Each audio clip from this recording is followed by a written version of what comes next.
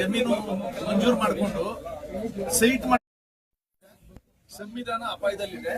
ಅದನ್ನ ರಕ್ಷಣೆ ಮಾಡಕ್ಕೋಸ್ಕರ ಕಾಂಗ್ರೆಸ್ ಇದೆ ಅಂತ ಹೇಳ್ಕೊಂಡು ಆದ್ರೆ ಇವತ್ತು ವಿರೋಧ ಪಕ್ಷದ ನಾಯಕರು ಮತ್ತು ನಮ್ಮ ರಾಜ್ಯಾಧ್ಯಕ್ಷರು ಪ್ರತಿಭಟನೆ ಮಾಡುವಾಗ ಬೆಂಗಳೂರಲ್ಲೇ ತಡೆದು ಅರೆಸ್ಟ್ ಮಾಡಿದಾರಲ್ಲ, ಇದು ಪ್ರಜಾಪ್ರಭುತ್ವ ನೀತಿನ?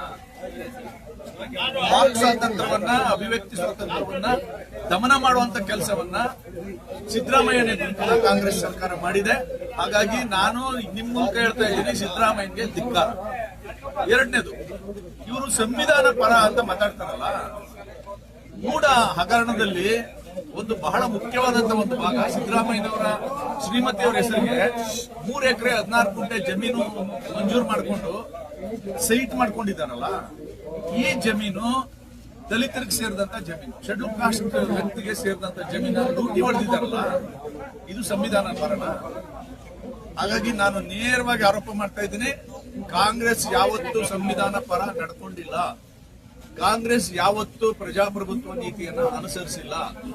ಉದ್ದಕ್ಕೂ ಪ್ರಜಾಪ್ರಭುತ್ವವನ್ನು ಉಲ್ಲಂಘನೆ ಮಾಡಿದ್ದಾರೆ, ಸಂವಿಧಾನವನ್ನು ಉಲ್ಲಂಘನೆ ಮಾಡ್ಕೊಂಡಿದ್ದಾರೆ.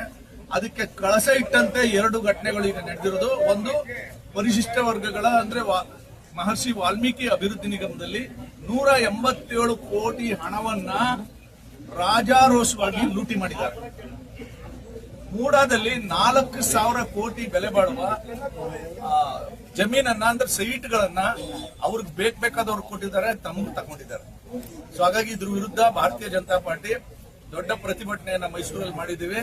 ಬಹಳ ವಿಶೇಷ ಈ ಪ್ರತಿಭಟನೆಯಲ್ಲಿ ಅಂತಂದ್ರೆ, ನಮ್ಮ ಪಕ್ಷದ ವಿರೋಧ ಪಕ್ಷದ ನಾಯಕರಾದಂತಹ ಅಶೋಕಣ್ಣ ಅವರು ಪೊಲೀಸರ ಕಣ್ ತಪ್ಪಿಸ್ಕೊಂಡು ಮೈಸೂರಿಗೆ ಬಂದು ಅರೆಸ್ಟ್ ಆಗಿ ನಮ್ ಜೊತೆ ಧೈರ್ಯ ತುಂಬಿ ಹೋಗ್ತಾ ಇದ್ದಾರೆ. 15ನೇ ತಾರೀಕು ವಿಧಾನಸಭೆ ಅಧಿವೇಶನ. ಸಂವಿಧಾನ ಅಪಾಯದಲ್ಲಿದೆ, ಅದನ್ನ ರಕ್ಷಣೆ ಮಾಡಕ್ಕೋಸ್ಕರ